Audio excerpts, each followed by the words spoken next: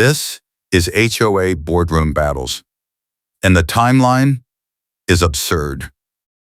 I am not the one you bully, I said, but Melissa Williams was already waving the meeting sign-in sheet above her head like it was a warrant.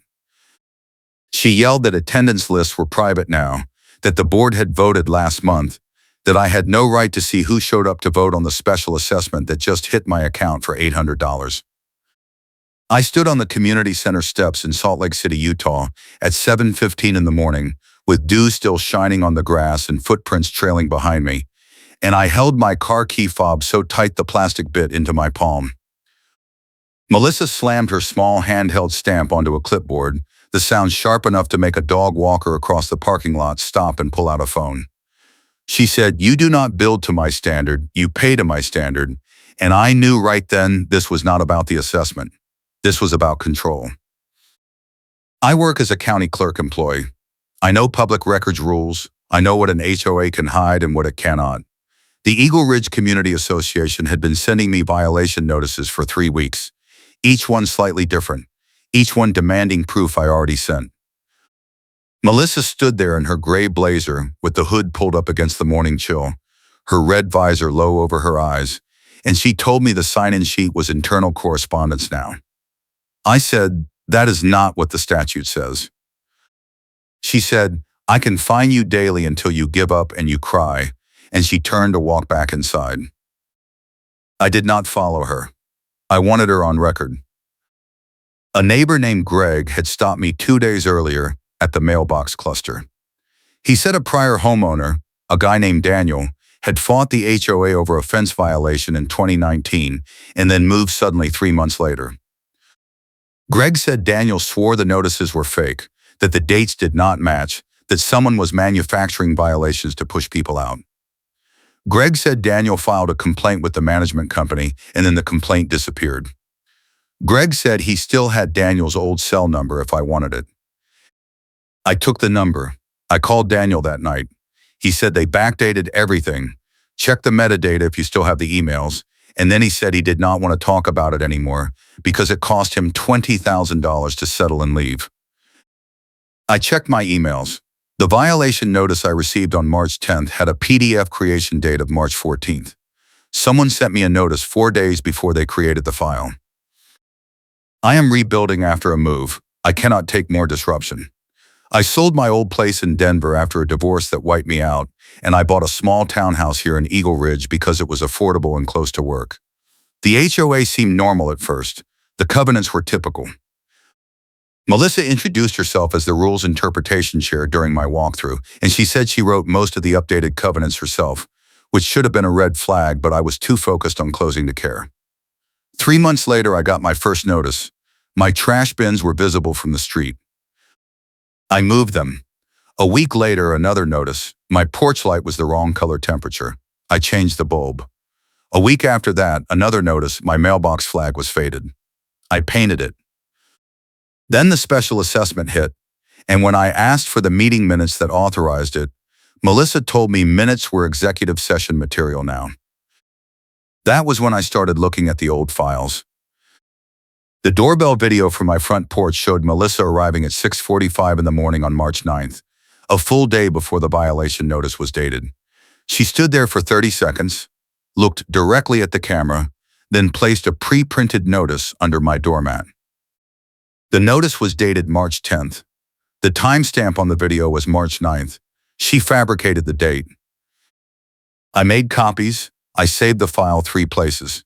Then I went back through my email and found 4 other notices, all PDFs, all with creation dates after the alleged violation date. I pulled the properties of each file. 2 were created on the same day, 5 minutes apart, using the same template. I opened them side by side. The body text was identical except for the address line and the violation description. Someone was mass-producing violations. I called the management company. A woman named Rhonda answered and said Melissa handled enforcement directly now, that the board gave her full access to the violation portal last year. I asked if I could request a portal audit log. Rhonda paused, then said she would check with her supervisor. She called me back an hour later and said the logs were not available to homeowners. I said, that is not what the statute says. She said, I am just telling you what the board decided. And she hung up. I called my ally, a city code enforcement officer named Marcus I met during a building permit audit at work. Marcus said HOA enforcement is civil, not criminal, but if they are forging documents or backdating notices, that crosses into fraud. He said, you need a paper trail that shows intent, multiple victims, and a clear pattern. He said, get me 3 solid examples and I will walk it up to the Consumer Protection Office. I went back to the mailbox cluster. I started talking to neighbors. A woman named Diane said she got a landscaping violation 2 years ago and paid a $300 fine, but when she asked for a copy of the approved plant list, Melissa told her it was proprietary. A man named Stuart said he got a parking violation for leaving his truck in his driveway overnight, but the covenant said overnight parking was allowed in assigned spaces, and his driveway was his assigned space. Stuart said he argued it at a hearing, and Melissa told him the hearing minutes would reflect his non-compliance, and then the minutes were never posted. Stuart said he paid the fine because he was afraid of a lien. I asked if anyone kept copies. Diane said she had the email with the fine notice. Stuart said he had a photo of the hearing room before it started, and in the photo, Melissa was holding a tab binder with sticky notes on every page. He said she kept referencing the binder but never showed it to him. I asked if he still had the photo. He sent it to me that night. The binder in Stuart's photo had the same tabs as the binder Melissa carried this morning. I made a new folder on my desktop. I named it Cold Case. I saved every email, every video, every photo, every PDF property report. I printed copies. I put them in my own tab binder. I did not tell Melissa I was investigating. I did not stop her, because I wanted her on record. Melissa showed up at the mailbox cluster the next morning while I was checking my mail. She had a clipboard and her phone on a gimbal, and she was filming from inches away. She said, "You are in violation of community standards for repeated failure to comply with landscaping guidelines." I said, "I do not have a landscaping violation." She said, "You do now, effective this morning," and she handed me a printed notice. The notice was dated today, but the paper was warm, like it just came out of a printer. I looked at the timestamp on her phone screen. She was recording. I said, "This is a public area. You need my consent to film me in Utah." She said, "This is HOA property. You gave consent when you signed the covenants." I said, "Show me the covenant section." She said, "It is in the updated bylaws from last year." I said, "I never received updated bylaws." She said, "They were posted on the portal, and if you did not check the portal, that is your responsibility." She kept the phone inches from my face. I stayed calm. I pulled out my own phone and took a photo of her filming me. She said, "You cannot photograph me without my consent."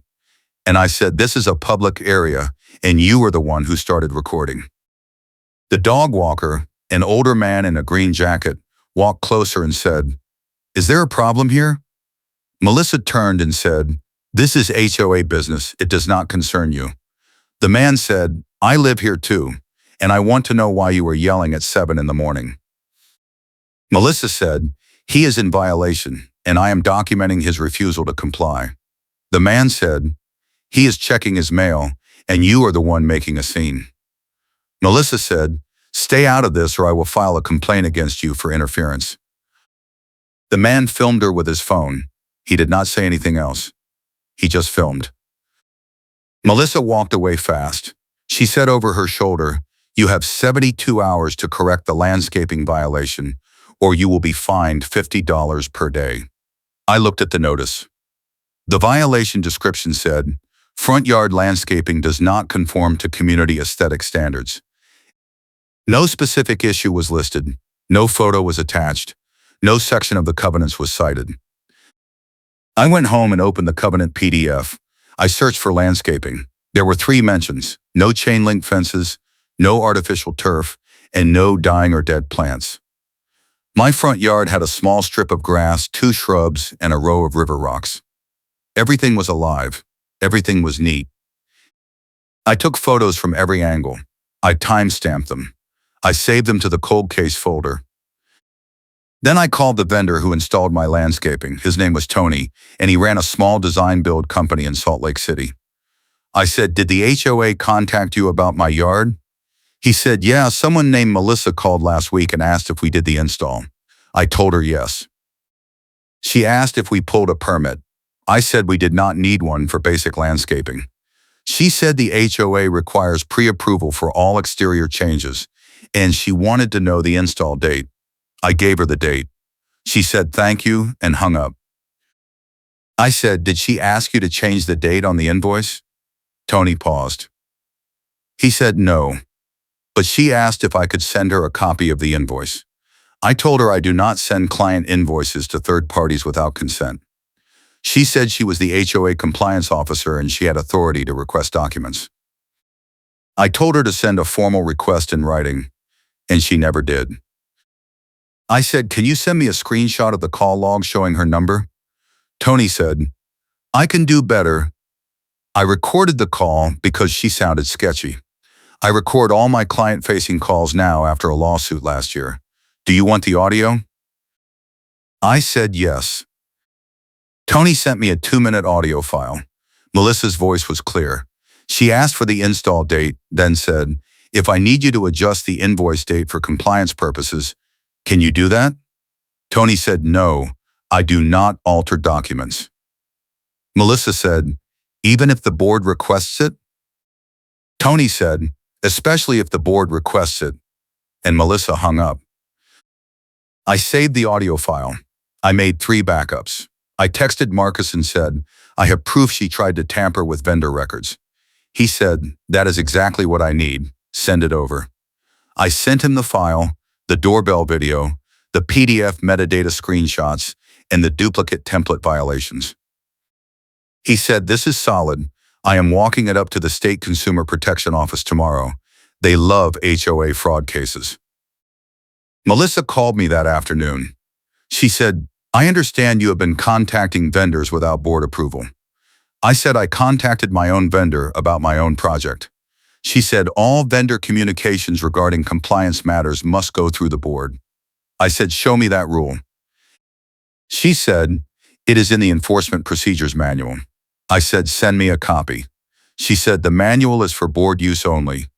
I said, "Then it is not enforceable." She said, "You do not get to decide what is enforceable, I do, and you are accumulating fines while we are talking." I said, "I have a recording of you asking a vendor to alter an invoice date." She was quiet for 3 seconds. Then she said, "That is out of context." I said, "I have the full audio, and it shows you trying to tamper with records." She said, "You are misinterpreting a routine compliance inquiry." I said, "I am sending it to the State Consumer Protection Office." She said, "If you do that, I will personally ensure you are fined for every possible violation until you leave this community." I said, "That sounds like retaliation, and I am recording this call." She hung up. I was not recording, but she did not know that. 20 minutes later, I got an email from Melissa with the subject line, "Immediate compliance required." The email said I was now in violation of 3 additional standards: unapproved exterior lighting, non-conforming mailbox flag color, and unauthorized driveway usage. Each violation carried a $50 per day fine starting immediately. The email said I had 24 hours to submit a corrective action plan, or the fines would escalate to $100 per day. The email was sent from her personal Gmail address, not the HOA portal. I forwarded it to Marcus. He said, "She is panicking, this is retaliatory enforcement, and it is going to bury her." He said, "Do not respond to her, do not fix anything, just document every contact and let her keep digging." I did not respond. I went to work. I processed marriage licenses and property filings and kept my head down. I got home at 6 and found a notice taped to my front door. The notice said, "Final warning, compliance hearing scheduled, April 22nd, 10 a.m., Community Center." It said failure to appear would result in automatic fine assessment and potential lien filing. It said I was required to bring all evidence of compliance and that the board would make a final determination. It said the hearing was closed to non-residents. I texted Marcus. He said, go to the hearing, say nothing except to state facts, and let her run her mouth. He said, I will be parked outside, and if she threatens you, walk out and call me immediately. I said, what if she tries to find me at the hearing? He said, let her. We need her to commit to the fraud on record. The more she escalates, the stronger the case gets. The next morning, I got another email from Melissa. The subject line was amenity access suspended. The email said that due to ongoing compliance failures, my access to the community pool, gym, and clubhouse was suspended effective immediately. It said access would be restored upon full payment of all fines and completion of all corrective actions. It said the decision was final and not subject to appeal. I checked the covenants. There was no provision for suspending amenity access as an enforcement tool. I checked the bylaws. There was no mention of access suspension. I forwarded the email to Marcus. He said, she is making up rules now. This is going to be a clean case. I made more copies. I updated my binder. I added a new tab for retaliation. I printed every email, every notice, every call log. I put them in chronological order. I highlighted every instance where Melissa changed the rules, moved the goalposts, or fabricated a new violation. I had 14 examples. I had video, I had audio, I had metadata, I had vendor testimony, I had witness statements. I had a paper trail that connected back to Daniel, the prior homeowner who fought the HOA and lost. I called Daniel again. I said, I am reopening your case. I have proof they did the same thing to me, and I am taking it to the state. He was quiet for a long time. Then he said, I have the original emails they sent me, and I never deleted them. I can send them to you tonight. He said, if you can prove they have been doing this for years, I want my settlement money back. He sent me 43 emails. I opened them one by one. Every single violation notice had a PDF creation date after the alleged violation date. Every single fine notice referenced a covenant section that did not exist. Every single hearing minute showed Daniel as non-compliant, but there were no meeting notes, no recorded votes, no attendee lists. It was a paper trail of fabricated enforcement. The hearing was scheduled for April 2nd at 10 in the morning. I showed up at 9:45 with my binder, my phone, and a backup battery. The community center was a small single-story building with a meeting room, a kitchenette, and a storage closet. Melissa was already there, sitting at a folding table with two other board members, a man named Kevin who ran the treasurer role, and a woman named Carla who handled architectural review. Melissa had her tab binder open in front of her. She had her phone on the gimbal recording. She had a stack of pre-printed notices in a folder. I sat down across from them. Melissa said, this hearing is to address your ongoing non-compliance with community standards. You have accumulated 8 violations over the past 30 days. Each violation carries a $50 per day fine. Your total balance is $11,400. You have 2 options: pay in full today or sign a payment plan agreement and complete all corrective actions within 14 days. If you do neither, the board will authorize a lien filing. I said I do not owe $11,000. I have not violated any covenants. Melissa said, your violations are documented and verified. She opened her binder and pulled out a notice. She said, violation 1, trash bins visible from the street on March 5th. You were notified on March 6th. You did not correct it until March 10th. That is 4 days at $50 per day, $200. I said, I moved the bins on March 7th. I have a photo with a timestamp. She said, the photo does not show compliance, it shows partial compliance. The bins were still visible from the side yard. I said the covenant says trash bins cannot be visible from the front street. It does not say anything about the side yard. She said the board interprets all covenant language, and we have determined that visible means visible from any public vantage point. I said that interpretation is not in writing, and it was not in effect when I moved the bins. She said, The board does not need to publish internal interpretations. You are responsible for knowing the standards. Kevin, the treasurer, leaned forward and said, "Can we move this along? I have a call at 11.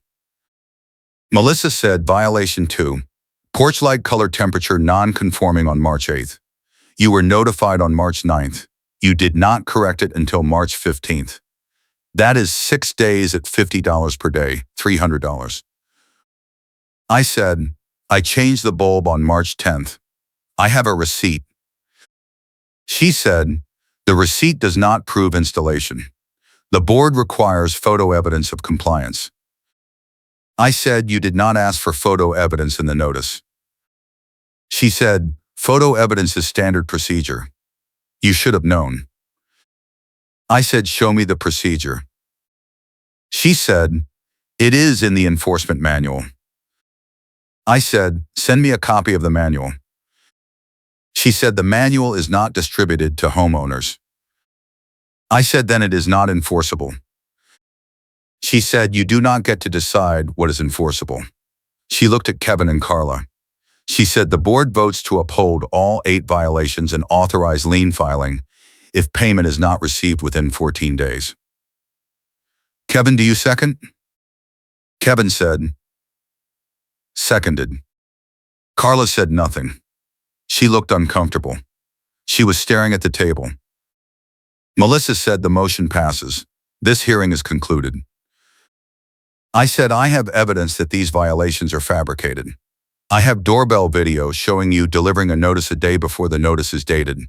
I have PDF metadata showing you created the files after the alleged violation dates. I have a recording of you asking a vendor to alter an invoice date. I have duplicate template violations sent to multiple homeowners.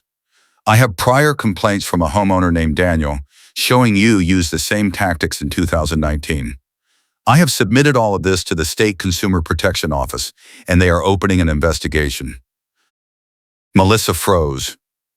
Kevin said, "What?" Carla said, "You filed a state complaint?" Melissa said, "He is lying. This is a harassment tactic, and the board should authorize an additional fine for filing a frivolous external complaint." I said, "It is not frivolous. I have 43 emails from Daniel, the prior homeowner, showing you sent him backdated notices and fabricated violations. I have vendor testimony showing you attempted to tamper with records. I have witness statements from 3 current homeowners showing you used the same template violations. I have your own voice on a recorded call asking a vendor to change an invoice date." Kevin said, "Melissa, is this true?" Melissa said, "This is out of context. He is misrepresenting routine compliance work." I said, "I have the full audio. I can play it right now." Melissa stood up. She said, "This hearing is over." She grabbed her binder and walked toward the door. I said, "The state investigator is going to request the portal audit logs. If you delete anything, that is destruction of evidence, and it is a felony." She stopped. She turned around, she said, "You do not know what you are doing. You do not know how much this is going to cost you." I said, "I work in a county clerk office. I know exactly how public records law works. I know what happens when a board tries to hide documents. I know what happens when a compliance officer fabricates enforcement. I know you are scared right now because you just realized you cannot bury this." She said, "You are going to regret this." And she walked out. Kevin and Carla sat there. Kevin said, "Did you really file a state complaint?" I said, "Yes. Marcus from City Code Enforcement walked it up yesterday. They are opening a case file." Kevin said, "Does the management company know?" I said, "Rhonda at the management company told me the portal logs are not available to homeowners, so I assume Melissa told her to say that." Kevin looked at Carla. He said, "We need to call an emergency board meeting." Carla said, "We need to call a lawyer." I said, "If the board wants to cooperate, I will send you copies of everything I have. If the board wants to protect Melissa, the state is going to audit the entire association, and you are going to spend the next year answering subpoenas. Kevin said, "Send me what you have," and he gave me his email address. I left. Marcus was parked outside. He said, "How did it go?" I said she panicked and walked out. He said, "Good, that means she knows she is caught." He said, "The state investigator called me this morning. They are requesting the full portal database and all enforcement records going back 3 years. He said if Melissa deletes anything, they will know, because the management company keeps backups." I said, "What happens now?" He said, "The investigator interviews her, interviews the board, interviews the homeowners who filed complaints, and builds a case. If they find enough evidence of fraud, they refer it to the Attorney General for criminal charges.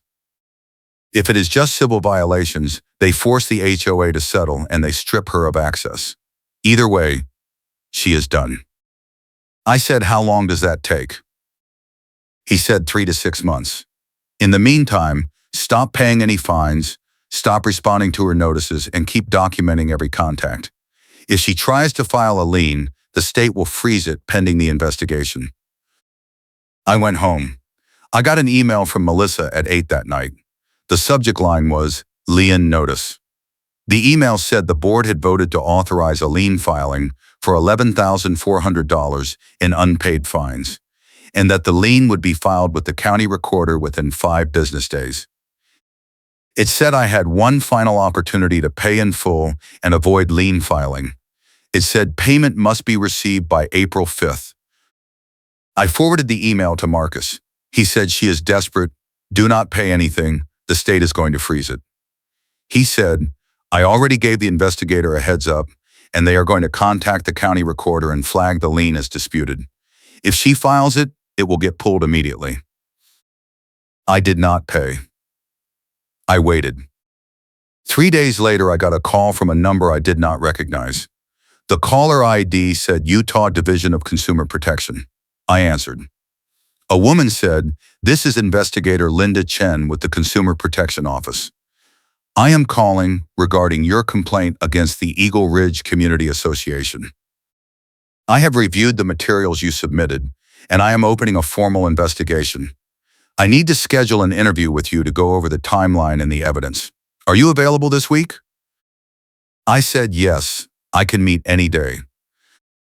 She said, "I also need to let you know that we have contacted the management company, and they have confirmed that the portal audit logs show unusual activity on Melissa Williams' account. There are multiple instances of notices being created after the alleged violation dates, and there are multiple instances of template violations being copied and sent to different homeowners. We are requesting a full database export, and we are interviewing all homeowners who received violations in the past 3 years." I said, "What about the lien?" She said, "We have contacted the county recorder and flagged the lien filing as disputed. If Melissa attempts to file it, the recorder will reject it and notify us immediately. We are also sending a cease and desist letter to the HOA board requiring them to suspend all enforcement actions against you until the investigation is complete." I said, "How long will the investigation take?" She said, "It depends on how cooperative the board is. If they provide the records and comply with interviews, we can wrap it up in 2 to 3 months. If they stonewall, it will take longer, but that usually means we find more violations." I said, "What happens to Melissa?" She said, "If we find evidence of fraud, we refer it to the Attorney General for prosecution. If we find evidence of civil violations, we order remediation, which usually means refunds, policy changes, and removal of the violator from any leadership role. In severe cases, we can dissolve the board and require new elections." I said, "What do I need to do?" She said, "Keep documenting every contact, do not pay any fines, do not sign any agreements, and do not delete any emails. If she contacts you directly, do not engage. Just forward the communication to me. We are building a strong case, and we do not want her to claim you are harassing her." I said, "Thank you." She said, "You did the right thing. We see HOA fraud cases every year, and most homeowners do not have the knowledge or resources to fight back. You gave us a clean paper trail, and that makes our job a lot easier. I hung up. I sat down. I let myself breathe.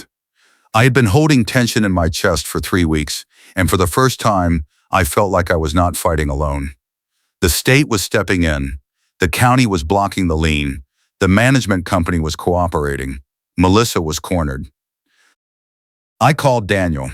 I said, the state opened an investigation, and they are reviewing your case too. He said, are you serious? I said, they are interviewing everyone who got violations in the past 3 years. They said if they find fraud, they are going to force refunds. He said, I paid $20,000 to settle, and they made me sign a non-disclosure agreement. I said, the state investigator said fraud invalidates non-disclosure agreements. You should call her.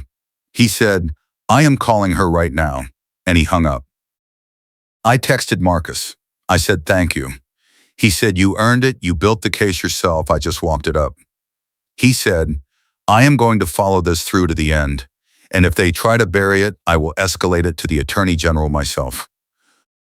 I went to work the next day. I processed voter registrations and business filings and tried to focus on normal tasks. I got home at 5 and found a letter taped to my front door. The letter was from the HOA board. It was signed by Kevin, the treasurer. It said the board had voted to suspend all enforcement actions pending the completion of the state investigation. It said the board had retained legal counsel and was cooperating fully with the Consumer Protection Office. It said the board apologized for any confusion or inconvenience, and that my account balance was being adjusted to reflect only legitimate charges. The letter did not mention Melissa. I texted Kevin. I said, where is Melissa? He said she resigned from the board yesterday. She said the state investigation was a distraction and she did not want to be involved. He said the board voted to revoke her access to the portal and all HOA accounts. He said, we are scheduling a special election to fill her seat, and we are hiring a new management company to review all enforcement actions from the past 3 years. I said, did she delete anything from the portal? He said, we do not know yet. The management company is pulling the logs right now. The state investigator said if anything is missing, they will treat it as obstruction, and they will subpoena Melissa directly. I said, good. He said, I am sorry we did not catch this sooner. I trusted her because she seemed organized, and I did not ask enough questions. He said, this is not what the board is supposed to be. I said, it is not too late to fix it. He said, we are trying. I waited. The investigation moved forward. I got a call from Investigator Chen 2 weeks later. She said, we have completed the initial review, and we have identified 32 homeowners who received violations with backdated notices. We have identified 11 instances where Melissa attempted to alter vendor records. We have identified 6 instances where she filed lien threats without board approval. We have identified 4 instances where she suspended amenity access without authority. We have enough evidence to refer this to the Attorney General for fraud charges, but we want to give the HOA a chance to settle first. I said, what does a settlement look like? She said, the HOA agrees to refund all fines paid by affected homeowners. The HOA agrees to rewrite the enforcement procedures to include transparency requirements. The HOA agrees to remove Melissa from any leadership or committee role permanently. And the HOA agrees to hire an independent auditor to review all financial records. If they agree, we close the case as resolved. If they refuse, we escalate to prosecution. I said, what about criminal charges against Melissa? She said that depends on whether the Attorney General wants to pursue it. Fraud cases are hard to prosecute unless there is clear financial harm and intent. We have the intent, but the financial harm is spread across multiple victims, so it is not a slam dunk. They might offer her a plea deal where she pays restitution and agrees to never serve on an HOA board again. I said, that does not feel like enough. She said, I understand, but the goal is to stop the behavior and make the victims whole. If we can force a settlement that refunds everyone and removes her from power, that is a win. If we push for prosecution and lose, we get nothing. I said, I want her to face consequences. She said she will. Losing her board seat, losing her access, and being banned from HOA leadership is a big deal for someone like her. She built her identity around controlling the neighborhood, and now she is powerless. That is a consequence. I said, okay. She said, I will keep you updated. The board is meeting next week to discuss the settlement terms, and I will let you know what they decide. The board met. Kevin called me the next day. He said, we voted to accept the settlement. We are refunding all fines paid by homeowners who receive backdated notices. We are rewriting the enforcement procedures to require photo evidence, timestamps, and board approval for all violations. We are hiring an independent auditor to review the books. We are removing Melissa from the homeowner directory so she cannot contact anyone directly. We are done protecting her. I said, what about the money I was threatened with? The $11,000 in fake fines? He said, your account shows a zero balance. We are also issuing you a refund of the special assessment because we found out Melissa added it to the budget without a proper vote. The refund is $800. It should hit your account within 2 weeks. I said, what about Daniel? He said, we are contacting him directly. He paid $20,000 to settle in 2019, and we are refunding the full amount plus interest. We are also sending letters to every homeowner who paid a fine in the past 3 years offering a review and potential refund. I said, did Melissa respond to any of this? He said no. She has not contacted the board, she has not responded to the state investigator, and she has not attended any meetings. Her lawyer sent a letter saying she denies all allegations and she is exploring her legal options, but the state investigator said that is a standard response and it does not change anything. I said, so she is just going to walk away? He said, for now, yes.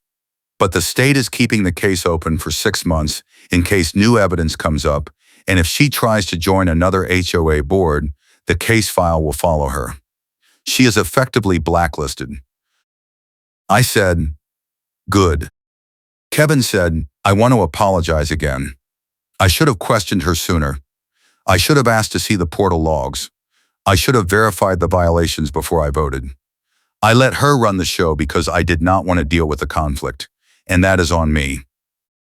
I said, you are fixing it now. That is what matters. He said, thank you for not giving up.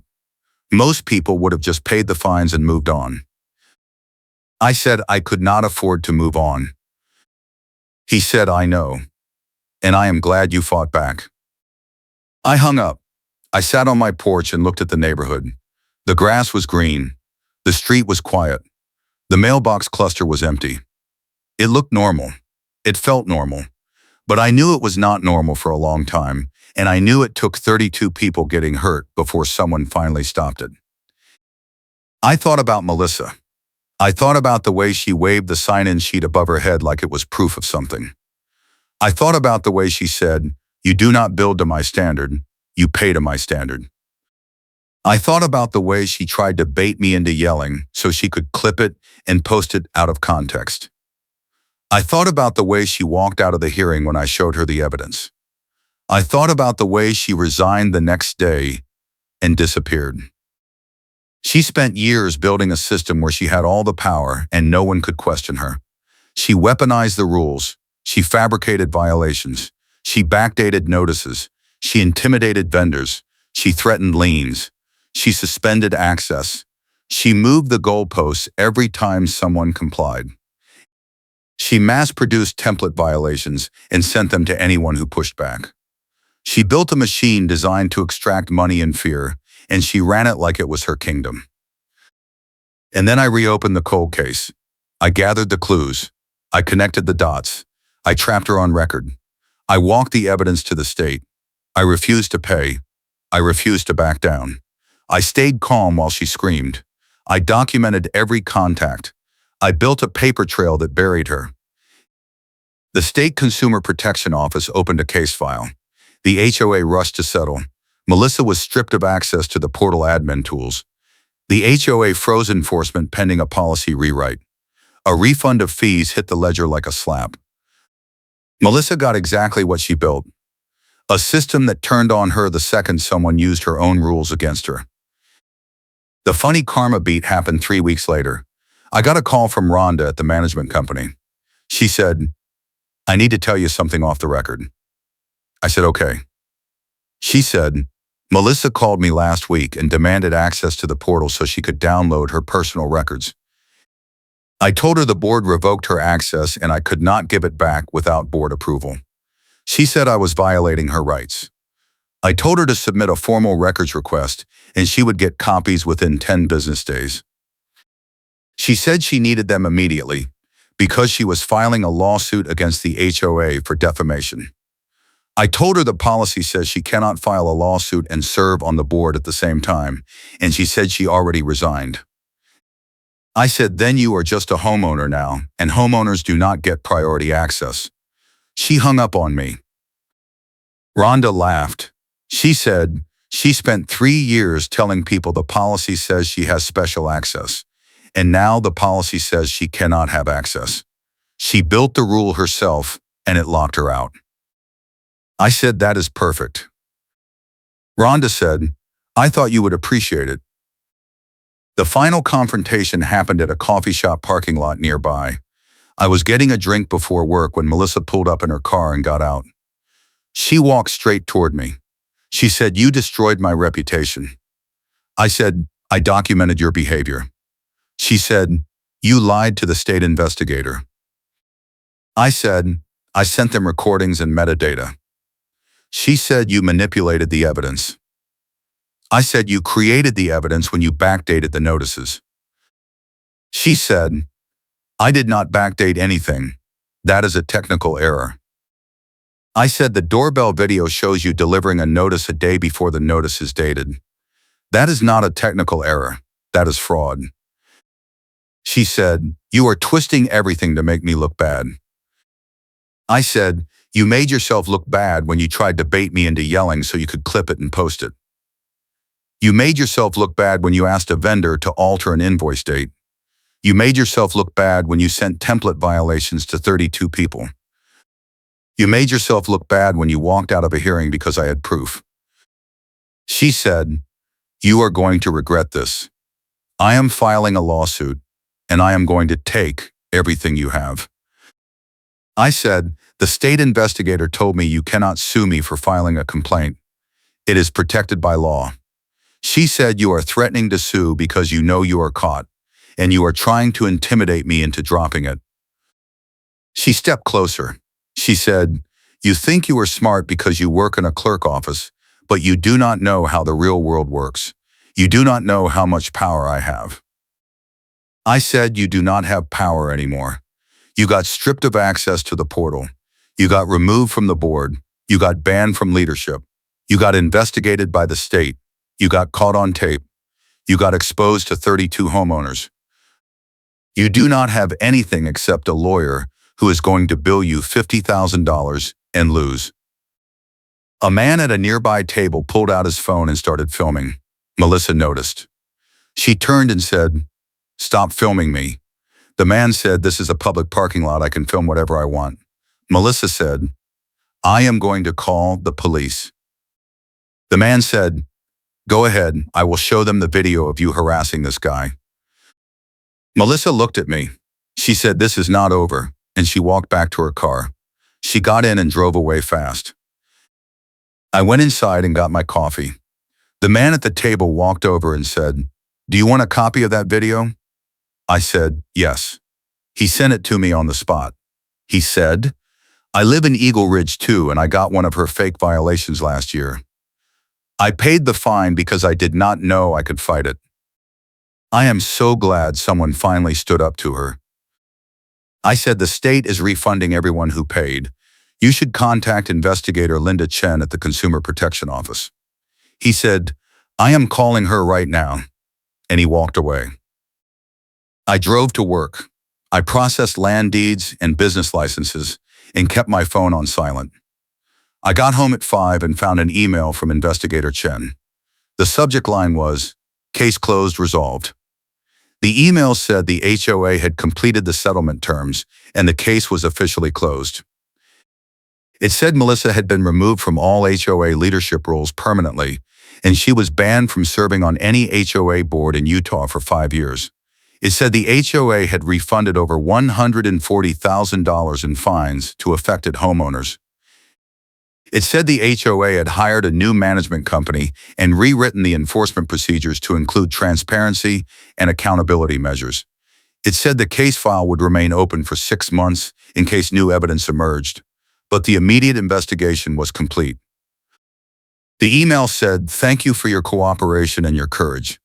This case would not have been resolved without your detailed documentation and willingness to stand up for yourself and your neighbors.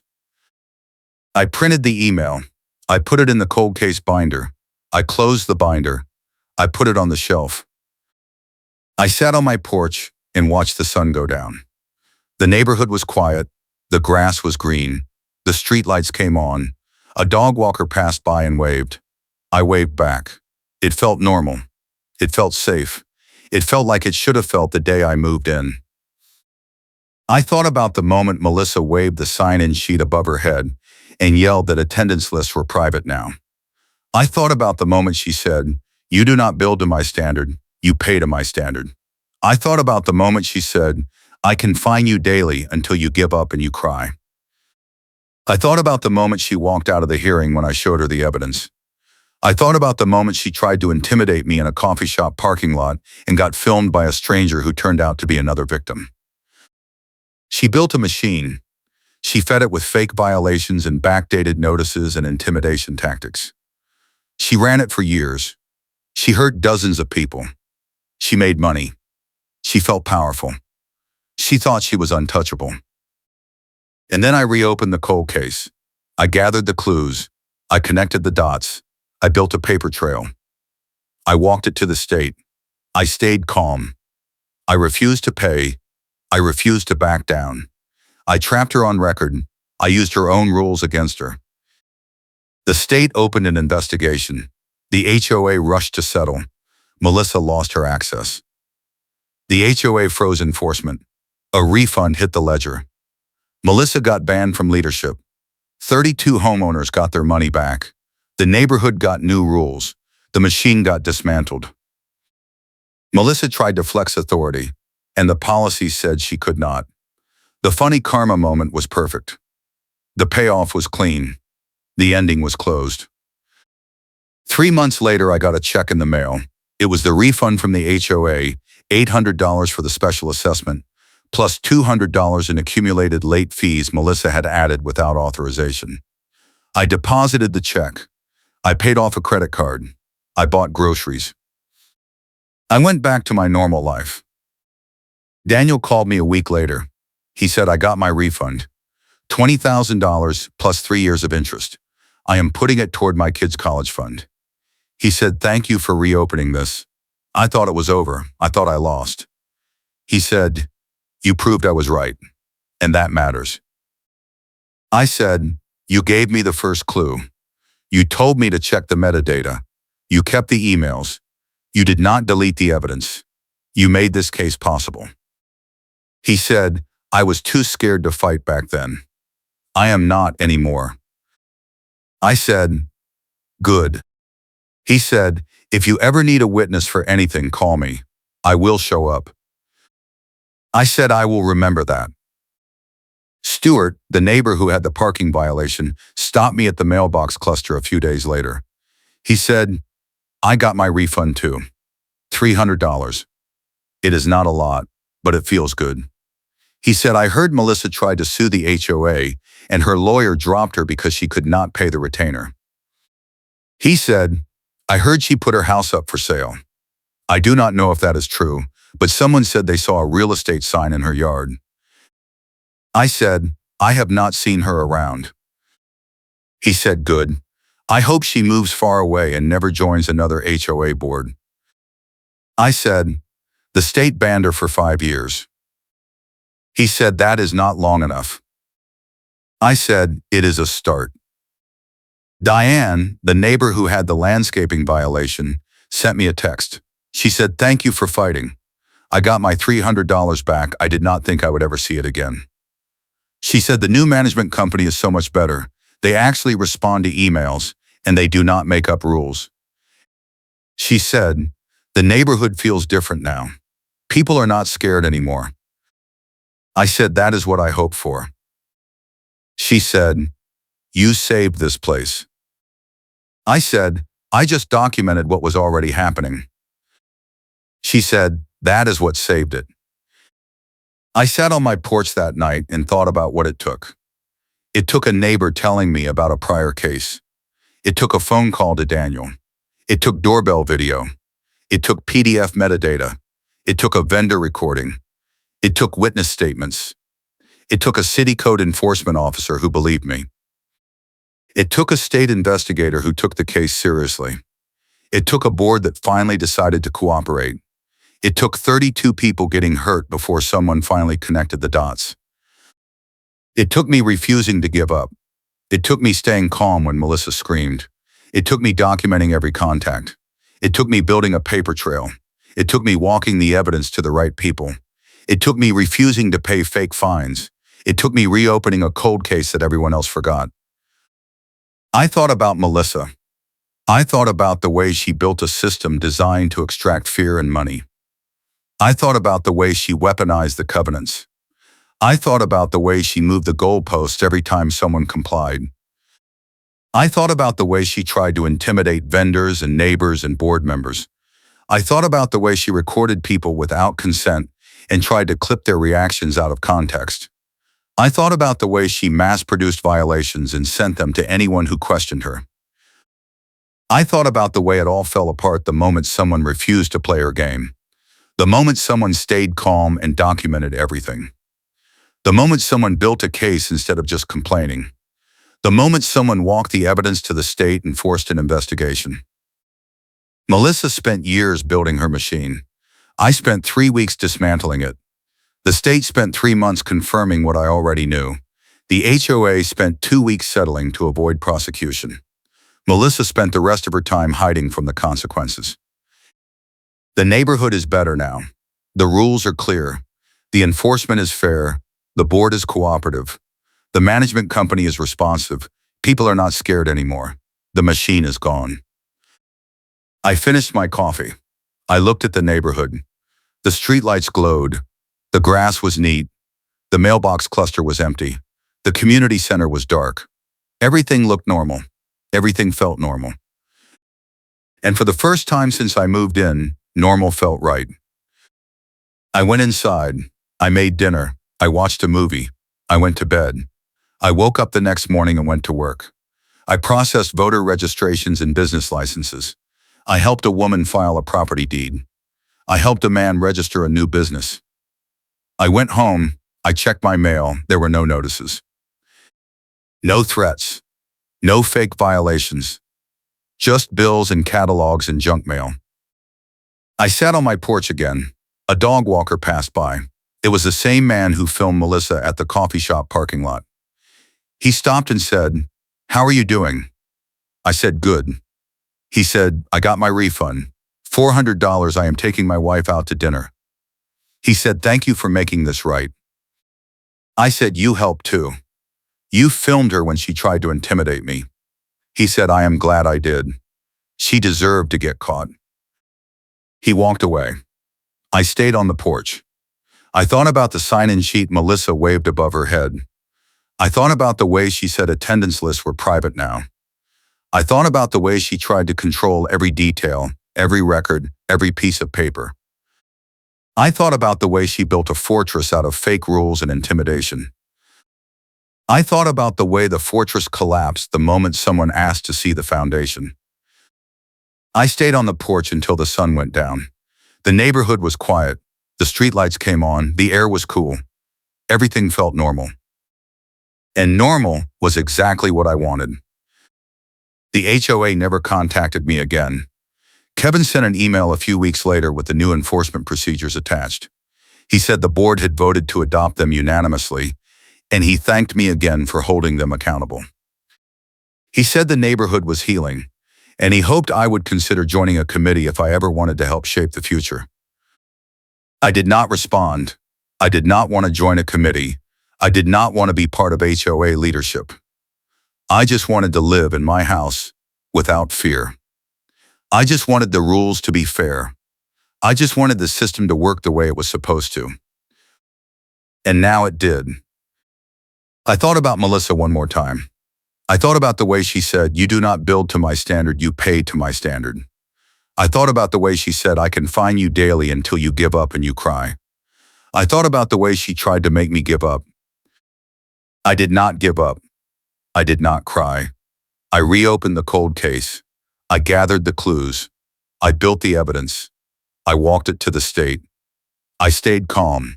I refused to back down. I trapped her on record. I used her own rules against her. Melissa tried to flex authority, and the policy said she could not. The HOA froze enforcement pending a policy rewrite. Melissa got stripped of access to the portal admin tools. A refund of fees hit the ledger like a slap. The state opened a case. The HOA settled. Melissa lost everything she built. And I got my neighborhood back. I sat on my porch and watched the stars come out. The neighborhood was quiet. The air was cool. Everything felt right. I thought about Daniel, who fought the same fight and lost because he did not have enough proof.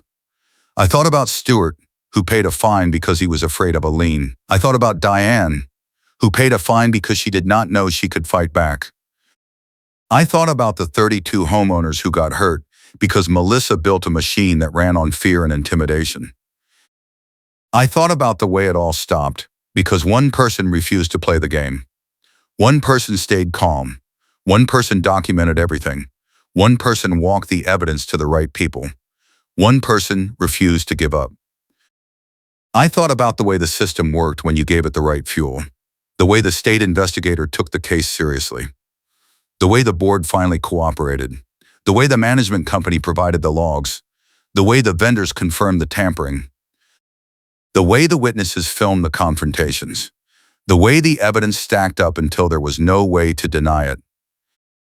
I thought about the way justice is not automatic. The way you have to fight for it.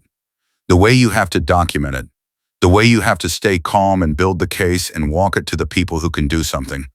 The way you have to refuse to back down even when someone threatens you daily. The way you have to believe that the system can work if you give it a chance. And the system worked. The HOA settled. Melissa lost. The neighborhood healed.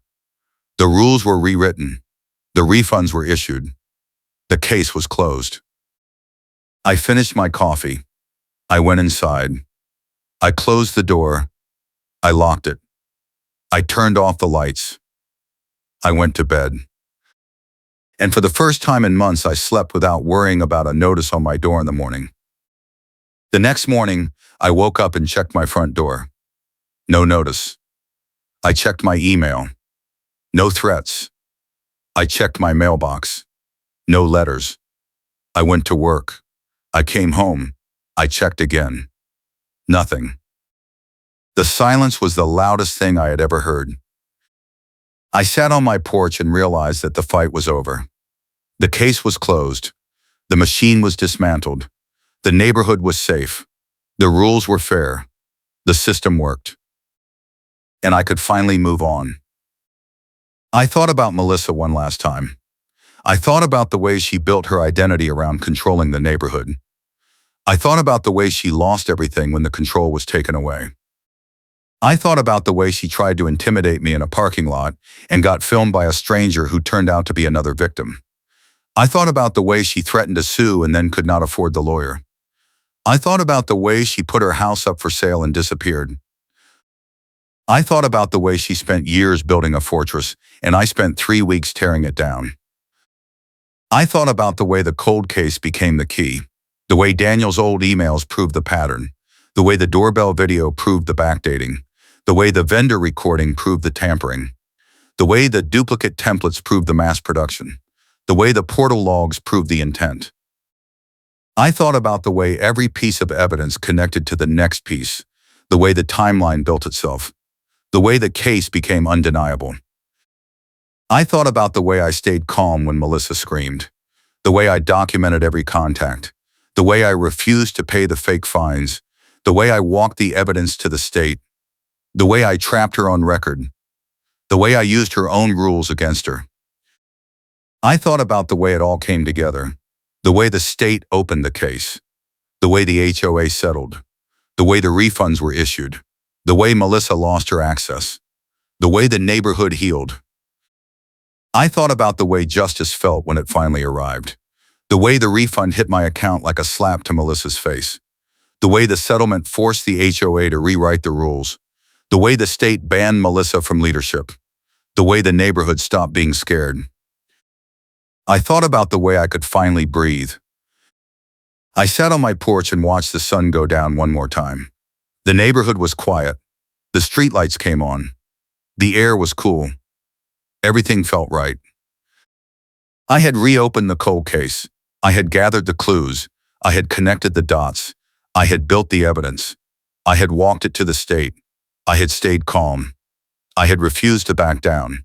I had trapped Melissa on record. I had used her own rules against her. And I had won.